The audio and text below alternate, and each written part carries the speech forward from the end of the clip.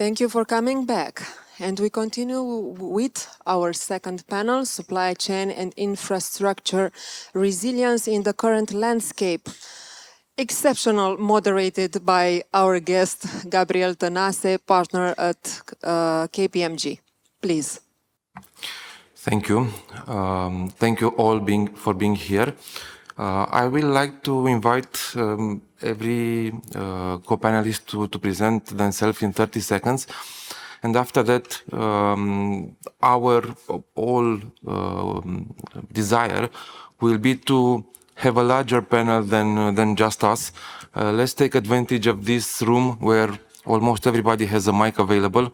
So let's have a discussion where to clarify different aspects which may be challenging you during the daily work. So yeah, let's take it from my right, and after that we can just step into the discussions. Hi, I'm Johnny Christmas. I'm the global head of offensive security for one of the world's largest food and beverage manufacturers. I've been in IT for about 25 years. I've been in information security for about 18 of that, and I've been in offensive security for about 12 of that. Hi, I'm Costin Burdun. I'm Deputy CEO at certSIGN, Romania, which is a trust services and cybersecurity services provider in Romania and also in many other countries. Thank you. Hello everyone, I'm Jay. I'm the Chief Information Security Officer for the Superbet Group. I think it's worth saying that we span across 10 countries. We have roughly 7,000 plus suppliers. And given our special line of business, it's difficult to find compliant suppliers. So this is going to be a fun talk. Hello, everyone. I'm Chris Kubecka, and I am the CEO of HypaSec and the former Distinguished Chair of the Middle East Institute's Cybersecurity and Emerging Technology Program, as well as recently a member of a strategic partner of the EY Bridge EU board. And it's a pleasure to be here this morning. Okay, and as I was introduced, I'm Gabriel Tanase. I'm leading the cybersecurity services at KPMG in Romania, almost 25 years in these cyber services and projects. So just to kick off, a curiosity, how many of you are involved in cyber and in let's say, not assessing, but in different activities related to suppliers and to, especially to IT and security suppliers? Good. So we'll have an interesting discussion. So just to kick off, I think it's important to see where we are coming from and what will be at this moment, after we already have even compliance requirements, what will be the maturity level of our suppliers? Are we able to evaluate this? Are we aware what is the maturity level of our suppliers? And now I think let's see what is your view. And I think it's important, if you have interesting opinion to share, please step in and then let's have an interactive panel.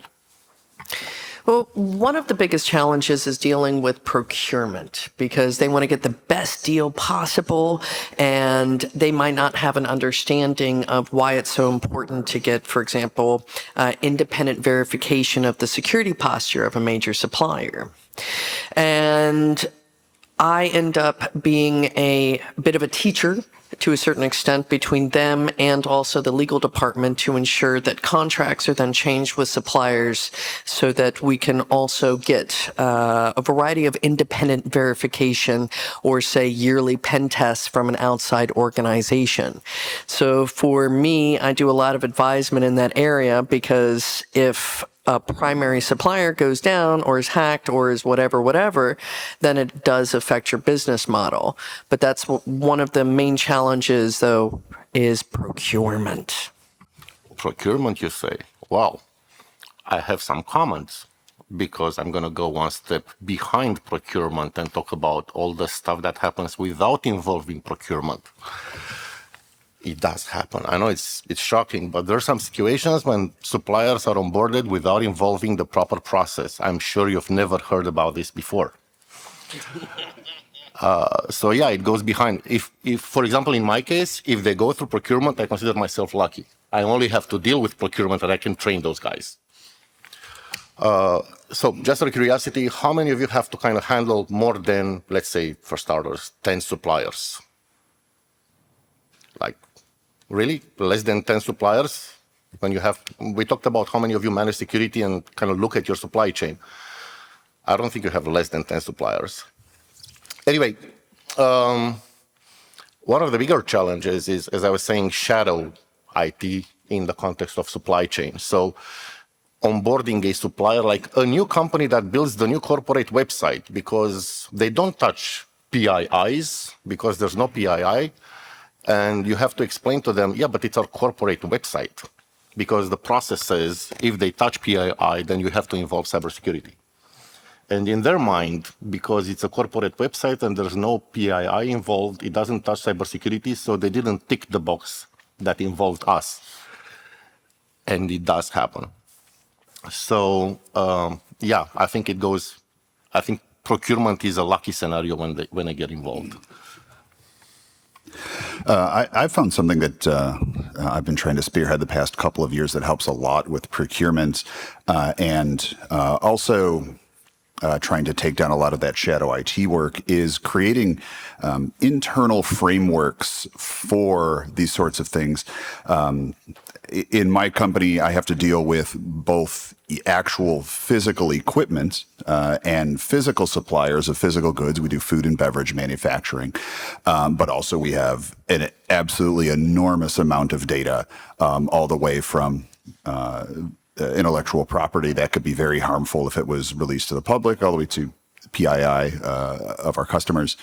And a lot of that shadow IT, a lot of the constant, those recurring conversations that we have with procurement and every other team under the planet, on the planet, comes from a lack of documentation about what the policy is. What are the policies? What are the procedures for these situations? And a lot of companies try to fall back onto existing public frameworks to say what you should do. And for situations like this, there really isn't anything, because publicly provided frameworks can't get granular enough for what needs to happen inside of a company. And so what we've been working on is developing these frameworks for based around what is the type of data that is going to be handled, who is going to provide the data, who is going to consume the data, how is that data going to be transmitted, and that determines what controls need to be in place for this relationship to exist. And that allows you to not only very easily boilerplate, copy and paste a lot of that information into the contracts that you're having, you're building with these suppliers, but it allows the people who build those contracts to easily find that information. It makes it easier for those people to begin to understand that information, because it also really allows you to flesh out that documentation to the extent where it can be consumed by people who perhaps aren't the most technical. And it allows you to test for the controls from those suppliers, because they're all going to be effectively consistent. You say it has to be secured this way, and so now we can test to make sure that it is secured that way, and that's that. And then also you have consistency across the board internally, because everyone is following the same practice, the same procedure. You do still come up against that problem of people who just simply didn't when they were building these contracts out. But I think that's always going to be a battle within information security, is people who have gone behind your back and just done something anyway. And you have to go find those people in those situations and uncover them and have them corrected. But so many of the fights that we see happening in information security, supplier or not, are because the policy is just not clear. We have the we should do this kind of mentality, and this is the way things are supposed to be, and why aren't they doing this? And I constantly ask, did anyone tell them? How would they have known? And this idea of physically telling somebody with speech, that doesn't scale, of course. You can't use vocal communication as a means of establishing and spreading a policy. It has to be written, has to be approved, has to be documented, it has to be at a place that's publicly available, and it has to be part of the larger procedure. So if we're talking with procurement, it has to be something that procurement goes through. They do the SRA, they do this, they do that. They make sure the contract has these aspects based on the data or the equipment or whatever that might be. Also, I think just to add on top of Johnny's comment, if I may, you need guardrails. So I don't think it works with just declaring the process. You got to have some guardrails in place. In our case, for example, we have legal. That's one of the gates. We have IT. That's another gate, because more often than not, they need a DNS entry, or they need some infrastructure to be allocated.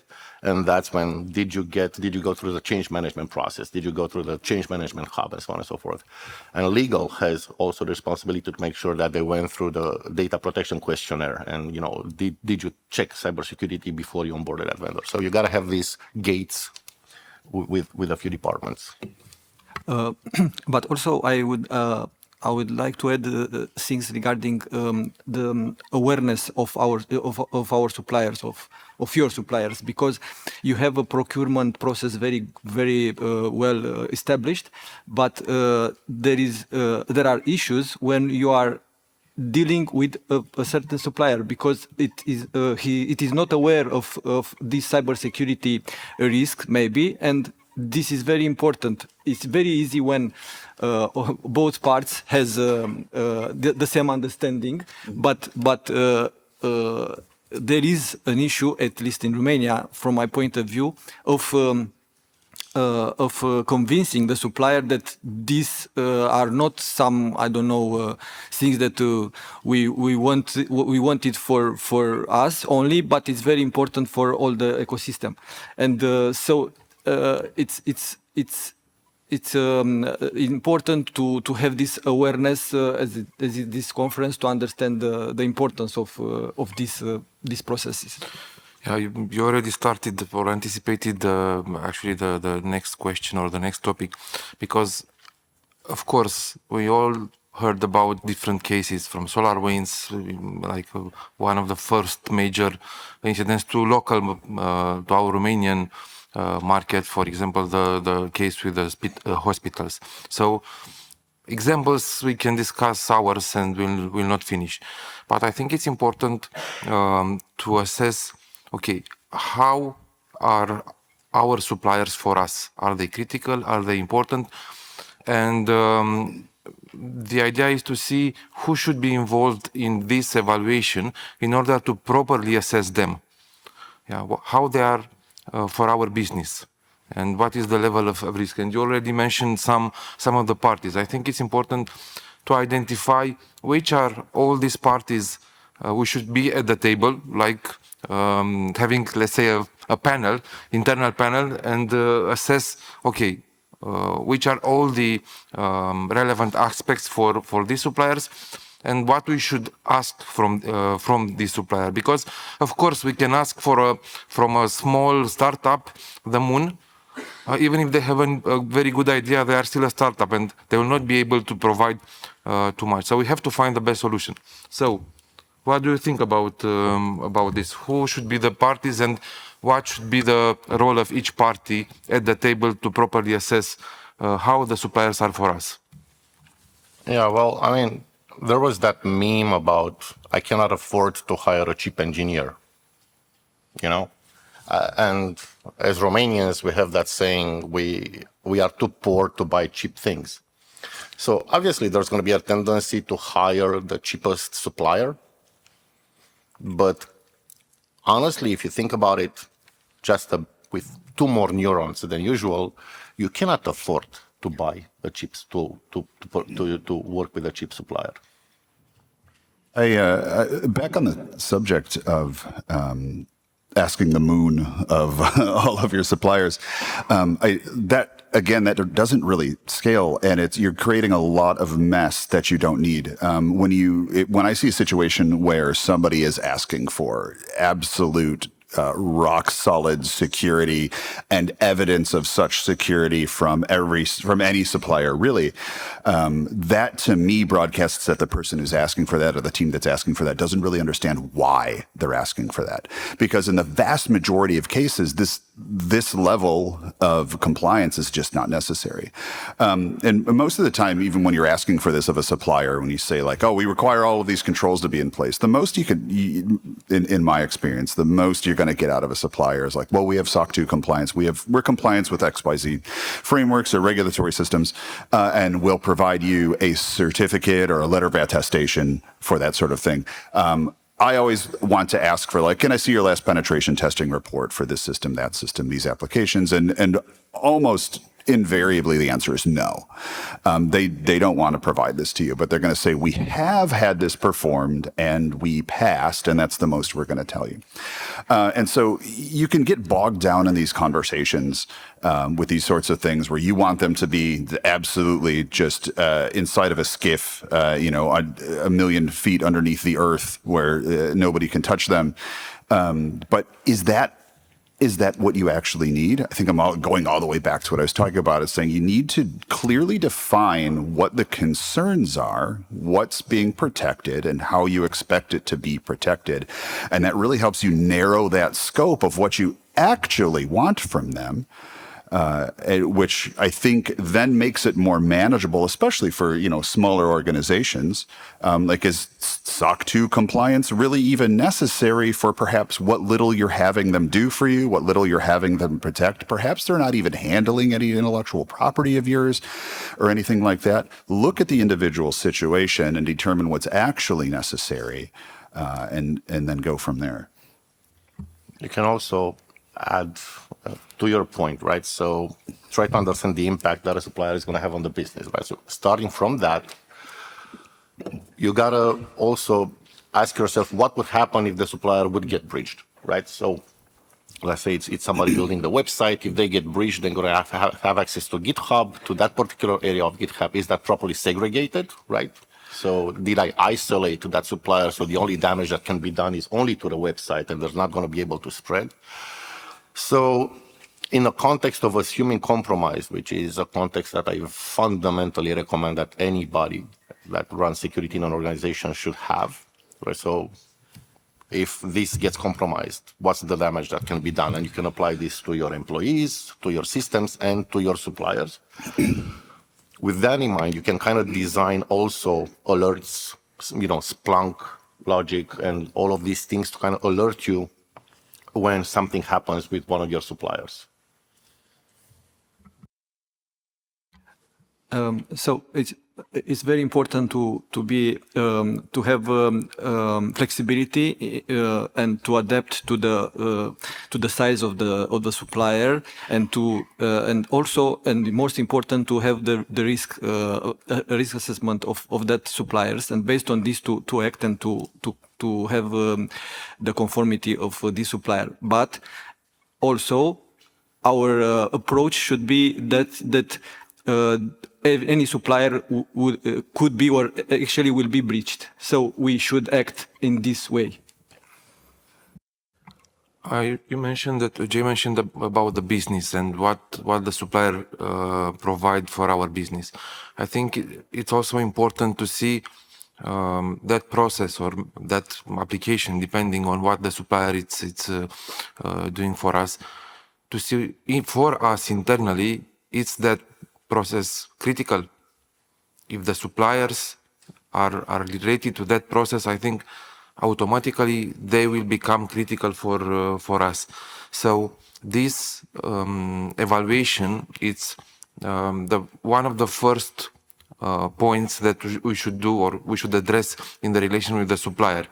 And based on this evaluation, we should stay with legal, with procurement, with IT security to define what are the proper requirements for this supplier. Because of course, all of us would like to have SOC 2 or different other assurance report, but for smaller companies, it's practically impossible to pass such a certification.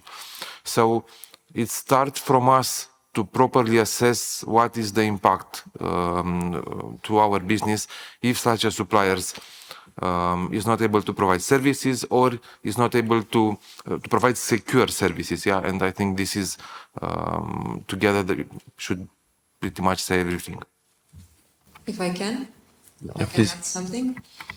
Gabi, I want to reinforce what you've said earlier. For correctly assessing suppliers, I strongly believe that we need to have at the same table the business to understand what product he uses and what's the purpose of the product in our company. So first of all, the business. Second, the procurement. Third, the legal.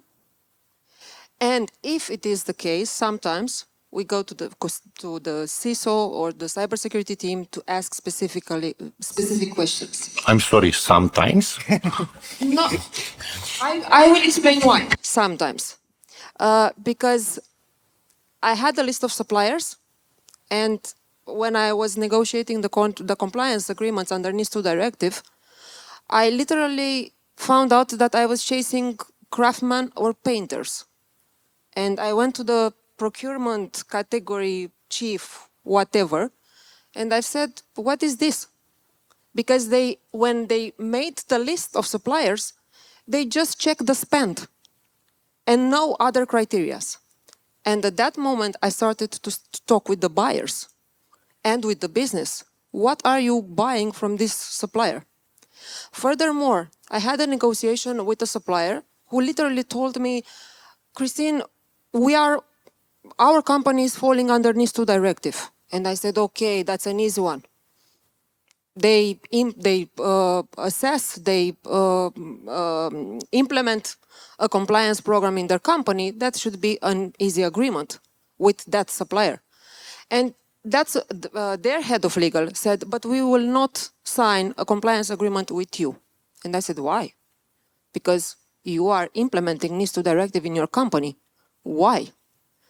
And she literally said, because we are selling to you chemicals. Our products, the products we provide to you, they are not having nothing to do with the IT. We are selling to you chemicals. So I do not need to provide you anything. That's why I said that sometimes we call the cybersecurity, because if I found out that from that supplier I'm buying chemicals, I don't need to disturb the cybersecurity team. Let's play a game. Please. Do we need to involve cybersecurity or not? So, chemicals, yay, nay. Let's say, who believes cybersecurity should be involved when getting chemicals? Whoa. Cool. Can someone can say why? I want to add one more because or one more. Cleaning services. Please. I will say why, from my point of view. It doesn't matter what the supplier is selling. From my point of view, it's important how we are interacted. Okay, they sell chemicals, okay, but we are communicated by mail regarding those chemicals. We are communicating with the supplier, yes, and the supplier can be breached, and we could then have phishing emails legitimate from that chemical companies regarding I don't know why, and this way we will be breached through this chemical company. This February, our finance department received an email from one of our suppliers in Brazil, supposedly one of our suppliers, right? And they literally registered supplier new.br. They actually created a Google workspace for that phishing thing, right? So they invested some time to make sure that the emails go through the Google's SMTP servers. And they said that particular invoice and that particular invoice, right? With inside information, please pay it in this new account. It was extremely believable because they had inside information because they breached our Brazil supplier. And there are also other examples from Romania. I can provide you 2 examples.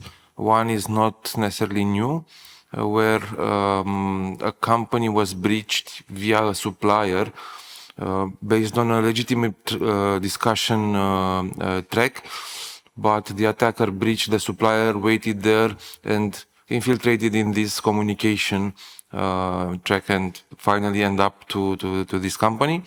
And another one is the similar with what Jay mentioned.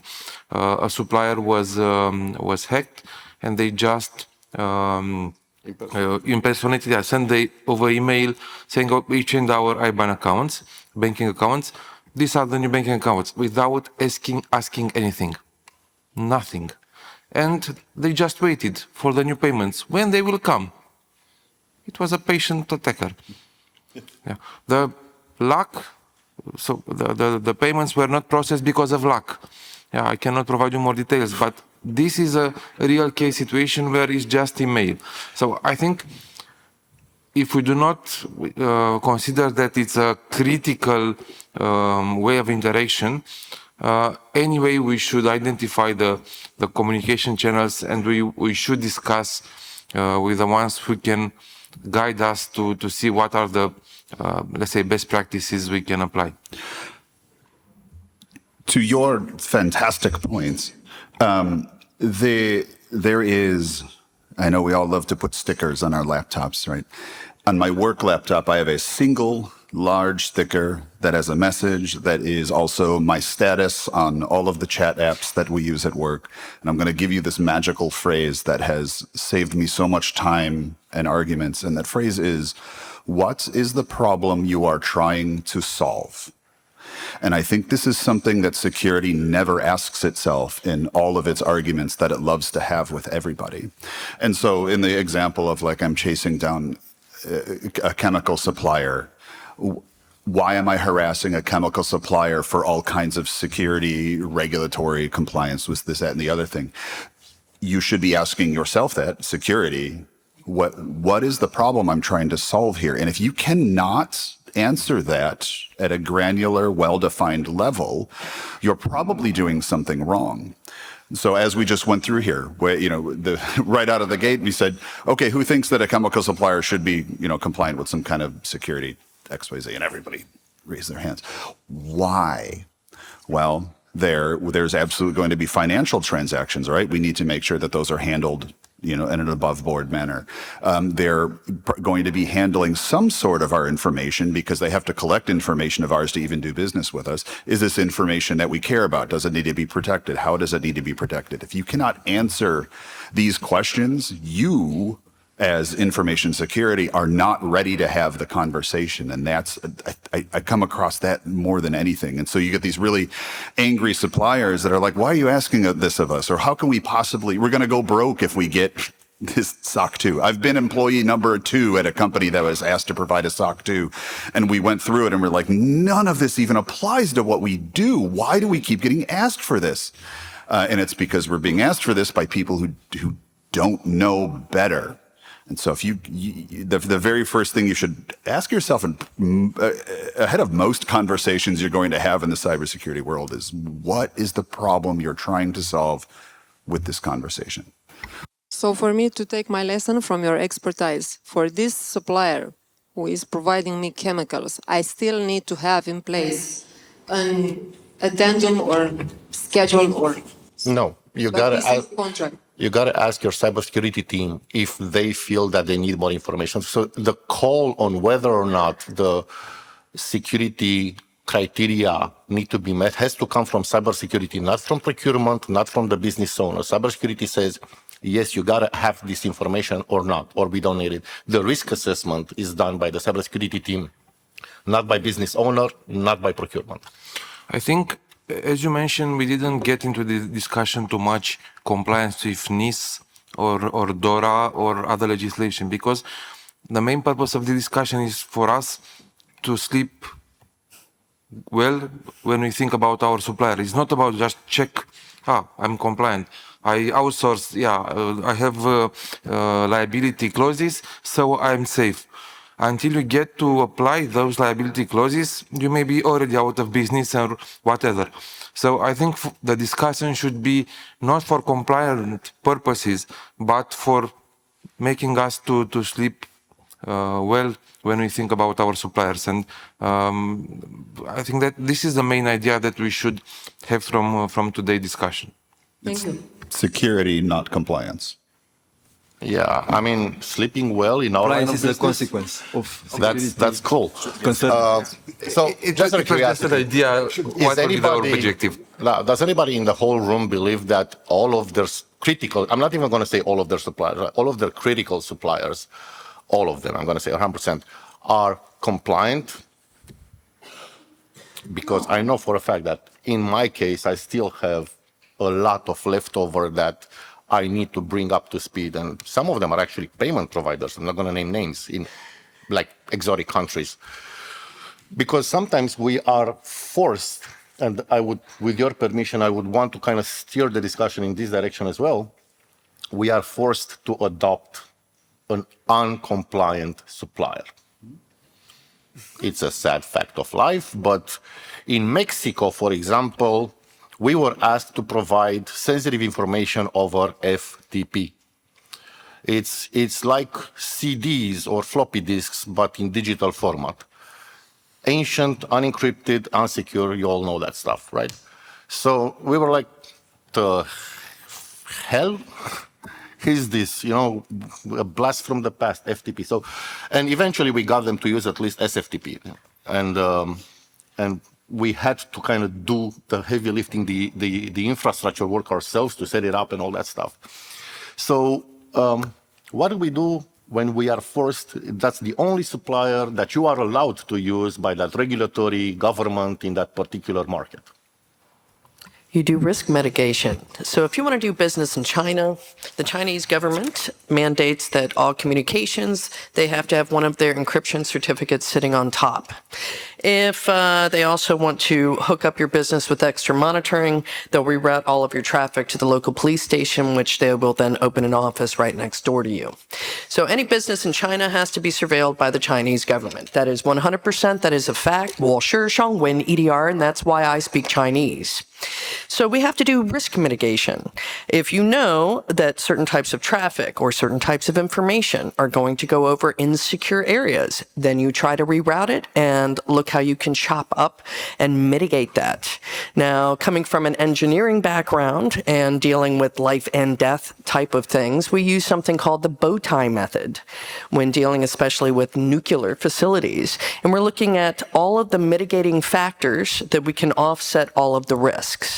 And you can absolutely do it, but you also have to admit, like some others have said before, that you have a problem and you also have to use that supplier, but try to mitigate as best possible. Put up extra monitoring, for example, or other mitigating factors, but you know that this is going to be risky and try to offset it.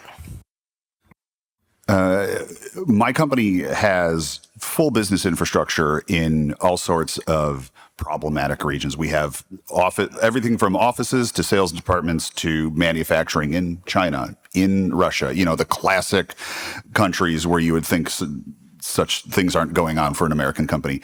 And with the most recent sanctions against Russia, one of the consequences was that the Russian government / Russian military began commandeering manufacturing facilities from legitimate businesses and saying, hey, just a heads up, this is now Russia's.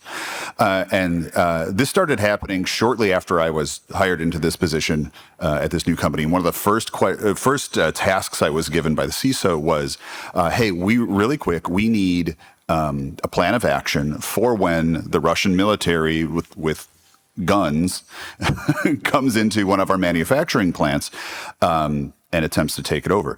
And well, at first I said, like, well, I don't do guns, but my understanding is when someone has a gun, you do what the person with the gun says, first off. But we had to break this down into like, okay, well, what's what are we concerned with here? Like, first off, we're concerned with harm/loss of life. So, like, do what the person with the gun says is the first step. Get out of there as fast as possible. But secondly, what are we concerned with after that? We're concerned with intellectual property. Like I said, again, we do food manufacturing, and so we have recipes, right? That's our big intellectual property, how to make our food. We don't want Russia/China/ anyone really to be able to just take those recipes and recreate what we have, because they're just going to do that. Especially China is very famous for this. As Chris said, they'll open an office right next to you and do exactly what you're doing. We see it all the time. You have everything from Amazon all the way down to Temu. This is what's going on. So what, that's the primary concern. So we had to come up with situations for, like, how do we need a break glass scenario. We need a big red emergency button for deleting encryption keys. We have to make sure, is that information encrypted to begin with by default for everyday use? And then how do we, like, immediately flush those keys? What is that process? How can somebody initiate that process in a situation that doesn't also increase the risk of harm to that person? And so I'm not trying to, I know this is not a scenario everybody has to deal with, but it's my point with the story is that you should have these processes in place. And by developing these processes, that forces you to have that granular understanding of the situation and why you're doing any of this in the first place. What is that problem you're trying to solve? In this issue that you raised, I think that risk mitigation is the key and communication is the key. In the companies, I saw in my company also, the legal and the cybersecurity is the enemy of the business. This is the perception, and it is very important the soft skills of the cybersecurity people in order to not to block and to find solutions. This is the most important, I think, in this case. I mean, you also have to be human, right? And transparently, if you're going to block something, you have to convince. I mean, you have to spend the time and actually convince the business owner that it's the right thing to do. So one way or another, don't just be denied. End of story, yes. Right? So you have to spend the time and work with the business owner and try to get them to be on board with you and kind of reach that conclusion together. And usually the way to do that is risk assessment. Do you want to be responsible if this bad stuff happens? I mean, do you want to be in that chair when that risk materializes? And that usually works. Saying no is how you get shadow IT. Yes. People are going to do what they need to do / want to do, regardless of whether you said no or not. So security's job should never be to say no. Security should always say, yes, here's how, here's the ways that we can do this that we would support. Here's the ways we will approve of you doing this. Yes. It's kind of like improv, like yes, and yes, that's a good idea. Here's a great way that we can do, and you should allow them to come up with their own secure methods of doing whatever they're trying to do. But of course, do your threat modeling, review this, but just do not be that person. Do not be that department that just says no, absolutely not to things. Because do you want to work with a person who tells you no all the time? Work, home, anything? Like, no, you never go to that person. In fact, when you gotta ask mom for something and you know mom's gonna say no, you just don't. At one point, you just stop asking, right? And you just go do it anyway. So you don't want to be the person who says no. You want to say yes. Here's how we think that could work. You were so kind to provide advice to me earlier. We have one more person here. Hello. In the context of the topic, I have a question for you. I noticed that everybody is focusing on infrastructure. So I'm focusing on a different aspect. So my question for you is this. In the current risk models, do we as cybersecurity experts explicitly consider exploitation of children as part of criminal tactics targeting companies, logistics and distribution network, especially in the aspect of children that are neurodivergent, ADHD, or autism, children who lack emotional impact, or they are not emotionally aware of what they are doing. It's an interesting one. Yes, I will first ask to your question. After that, also build on some ideas related to saying yes or no. I think in terms of children exploitation and especially building on the images of such children in general, is something that we cannot do too much without awareness as society, education, because you will see on starting from social media and all this type of communication that goes via social media, all the AI materials which are now built and published in different communities on social media, trying to impress and to use that as an entry point to start the discussion with someone based on some vulnerable categories. So I think the only, of course, what we can do at society now, I don't speak about closing or doing what can be done from a regulatory point of view, but from society point of level, I think education is the key. I think this is very important, and this will help us in all aspects. It will be harder and harder to identify content which is built by human or by AI in the future, and education will be the point to focus on in order to identify such type of cases when different vulnerable categories are used for any type of relation, including initiating discussions and so on. I mean, is there a bigger context to the question? Because I gotta say, I should hope that nobody in this room is on board with exploiting, Well, unprivileged categories. yeah. Say it. Well, you'd be surprised with the percentage. And I would add a couple of things because I've been involved with some of these investigations. Number one, this is not super public knowledge, so I won't say what country or what have you, but we've already seen certain types of nation state attackers plant child pornographic images on critical infrastructure engineering workstations. And then suddenly the power plant involved, then the engineering workstations are then evidence and they have to be shut down for maintenance, and that's what it's reported in the press.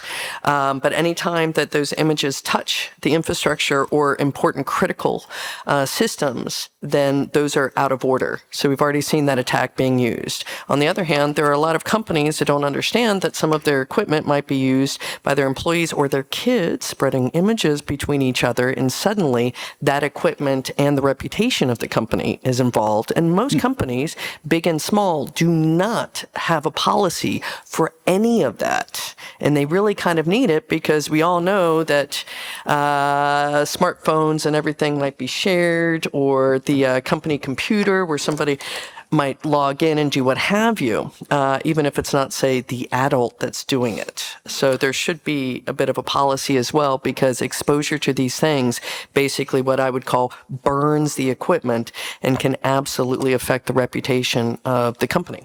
I've absolutely come across that last situation in my career. Yeah. To speak to, your question was around criminality, which gets real tricky when we're talking about international lines and children and what various countries' laws consider to be a child. And so as somebody comes from a company that, as I mentioned, operates internationally, what we've had to do, have chosen to do, because had to do is not the right word. Had to do is like, what does the law require you to do? And so let's talk about child labor. There are plenty of countries where what we Well, heck, I'm in Romania. I can't speak to the local laws. Where there are plenty of countries where, per American law, somebody would be considered a child. Where in that particular country, no, absolutely, that's an adult. They can go ahead and get a job and do manual labor, and that's fine. That then means that it's really up to the company to determine how it wants to operate. And this is what we're talking about here: is ethics. And what are the ethics of your company? And so the law tries to set a very low baseline level of what is ethical within your region, your culture, your country. You should never, ever, ever use the law as your ethical guideline. The law is the please, absolutely, at the very least, just do this. So here's a pop quiz, Johnny. Mm-hmm. So we check our ethics, and let's say that that's kind of within our range. Do we check the ethics of our supply chain? So this also steer the conversation back to this is what I was leading into, yes. And so as a company, we have documented, we have written that we will operate ethically, in this case, by way of ensuring that none of our suppliers, the people we work with, use child labor as defined by, here's what we consider to be child labor. And then that's built into the supplier contracts, and the suppliers then have to agree to this. Now, of course, this is a very difficult control to test, because what do you have to do? You have to go down there and you have to go look, and they have to not know you're coming to go look because they're going to not have the children there that day. And I have worked in factories in another life where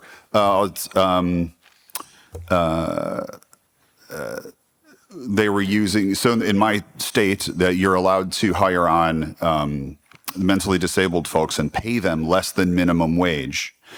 And I was working in a factory where that was happening, and that was so jarring that eventually I couldn't keep working there and I had to quit. But that was perfectly legal. And what they would also do is, when they were bringing in potential new customers to come and surveil the factory and see what we were doing there, those were magically the days when those folks were not brought in. And so that is a very difficult control to test for. But at the very least, you can't let perfection be the enemy of the good. You have to at least write down that we expect our suppliers to not operate unethically, and here is how we define unethically. You have to tell them because ethics is subjective. It varies by culture. You have to define what you think you consider ethical, and say you're going to comply with this, and then they have to sign off on that and agree. And you at least have to have that first step, and then you have to do what you can to test the controls. But you can't say, "Oh, there's no way we can really tell for sure." There's no way we can really tell for sure, so I'm not going to bother getting into this mess. Can I play the devil's advocate for a second? You're pro-child labor? Just bear with me okay? So, I'm going to ask you, I'm going to be like the petulant child. Why? Why what? Why bother with I see what with ethics? No, with the ethics of the supply chain. I think that's way out of scope for this panel. I mean, this is the philosophical question of why operate ethically. Yeah, no, I'm only asking because whatever effort you put in, it's going to cost resources, it's going to cost money, it's going to cost budget, right? And you got to make the business case as obvious as it may be for you. You got to make the business case for it. Yeah. Oh, yeah. I can add here something. It's not only about this type of activity or concerns are part of the overall ESG strategy of a company. Yeah, because ESG is not coming only from environmental; it's also from the social part, from the overall governance. So a lot of companies nowadays are discussing about ESG aspects and bothering about how those companies are caring about nature, about people, and it's a full spectrum of trying to make the world better. Of course, we can discuss about a lot of examples which are to push to the limit. Maybe for large corporates or for serious companies, we do not see very often. For some, it may exist, maybe we do not see at all, depending how they operate. But I think it's on every serious company, ESG will be a serious point in the future. And as I mentioned, ESG is not only about environment. Yes, so this is something that at corporate level and on company level, it will be more and more relevant for doing business on a daily basis. I wish you were right, my friend. I mean, ESG is also about social. I remember we ticked off the ESG box because a number of us had talks and presented papers at various conferences, and that was one of the ways we kind of ticked the ESG box. You know? We made a contribution to society by making research and presenting the research at conferences and whatnot. Yes, of course, there are different ways to evaluate this, but yeah, it's again, if we care or if we just tick the box, it's like the same as suppliers. We consider compliance or we want to do it for our good. And building on the examples that you mentioned earlier with examples from Russia, of course, those are more serious examples, and we hope that we'll never have to go through war and other such situations. But going to the supplier life cycle, what do you think about exit strategies? How many of you build exit strategies for critical suppliers in your activity? Yeah, just as a curiosity. So only few.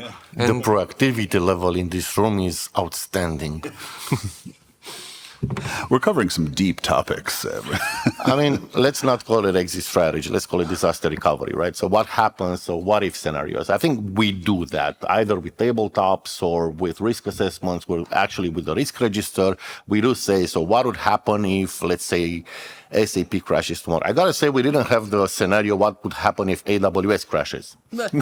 So that was literally not nowhere in the risk register. Really? Yep. That happens once a year. Like there's at least an outage, like with AWS. We consider that at our place because it's so common. It's crazy to say AWS outages are common, but once a year is common enough, right? Funny enough, 2 weeks later, Azure happened. Exactly. So I think the answer to your question is that's more built into your business continuity / disaster recovery plan. Like what happens when a supplier goes bad in some way? Well, effectively, what's happening? You're either losing data or you're losing physical goods. You probably have a process in place for when that becomes unavailable. If you don't, that's what I'm getting at is I don't think you need a per supplier exit strategy or continuity plan. I think that should be built into your more general business continuity plan for when that data or physical good becomes unavailable. I will add something about this type of unexpected or like AWS or Azure failing over. I think this is something that in mature industries, for example, it's already there. I know at least the National Bank is focused, at least in Romania, is focused on concentrations and ask more larger bank not to put all the eggs in one basket and to use more cloud suppliers. So even if we think that some suppliers, and here not limiting only to cloud, are so resilient that cannot happen, I think we should evaluate that properly and with very serious attention, because you never know. Yeah, and of course, business continuity, disaster recovery are elements which should help us to continue our business. But sometimes, when I mention about exit strategy, it's even beyond this, because sometimes it's a must to end the relationship with the client, with the supplier, and you have to see if you have alternatives. It may be more difficult than we imagine to find alternatives. It is business continuity. it is part of the business continuity plan and disaster recovery. The partners, the strategic partnerships as well are involved, are included into that. Yeah, I would also add, last month I was here again in Bucharest with the head of Ukraine Cyber Authority, and it was for a reason, because we're also looking a lot at resiliency and what happens in wartime.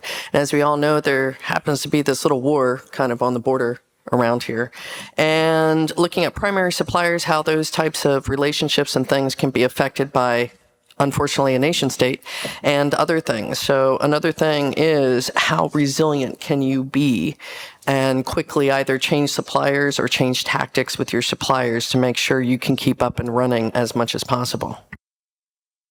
I think that this exit strategy has two sides maybe. So you had to be prepared through your business continuity programs, and to have an alternative, another option, and in the contract, therefore you have the right clauses in order to can act when this happened. Oh, sure.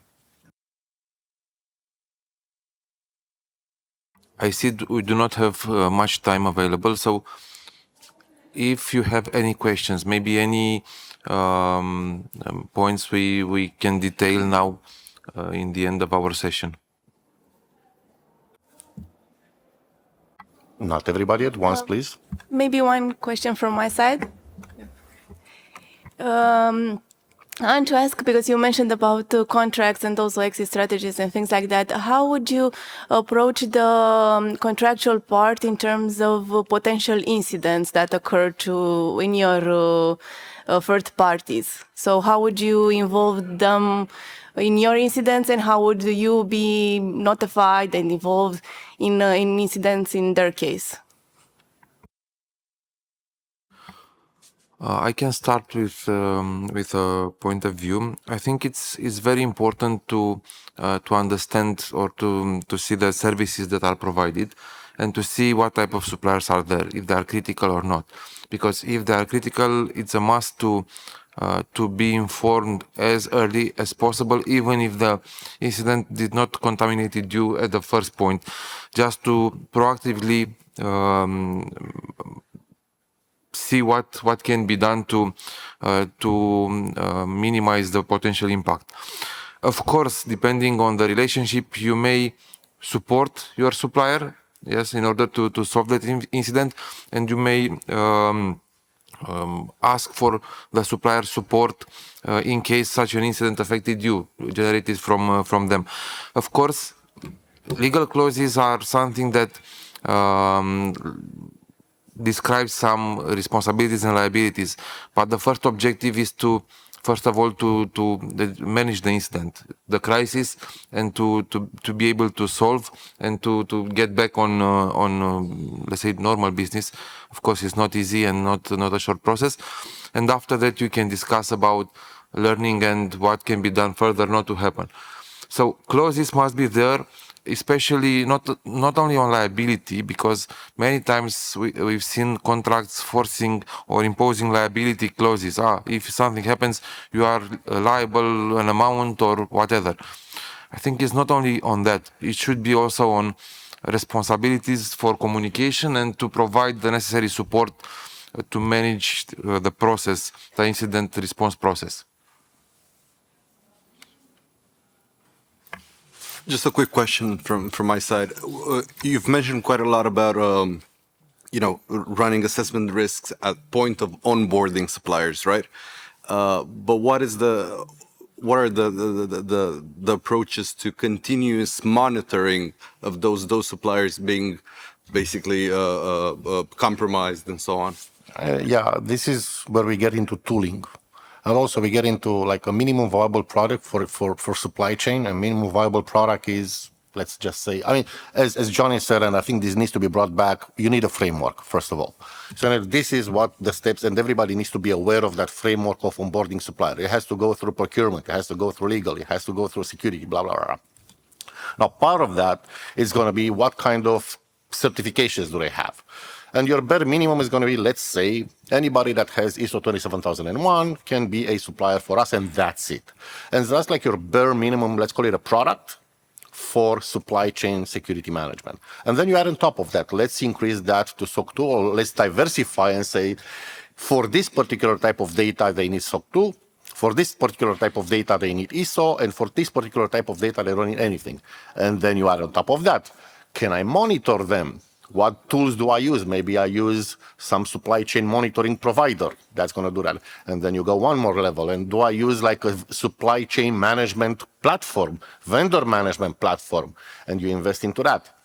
And by the way, there's not enough good supply chain or vendor management platforms. This is like a baby stage. We've tried 3, all of them sucked. So. But maybe it's not about monitoring, let's say, monitoring tools from the technical IT part. You should have a monitoring process just only to check if ISO 27000 is updated and it's actually so the monitoring process is something that also needs in this part. It's not only about onboarding, right? So this should be continuous, and you should have for all the suppliers programs of monitoring them from a compliance part and also from technical points of view. Yeah, I think the conclusion is to tailor this monitoring to the supplier and what services is providing to you, because otherwise it will be difficult to find one solution that fit for all. Thank you. Thank you for the valuable lesson learned today. Thank you, Gabriel, and thank you to your distinguished speakers for this wonderful panel. And I invite you to a short break and prepare for our next panel. Thank you. Thank you. Thank you. Thanks for the time.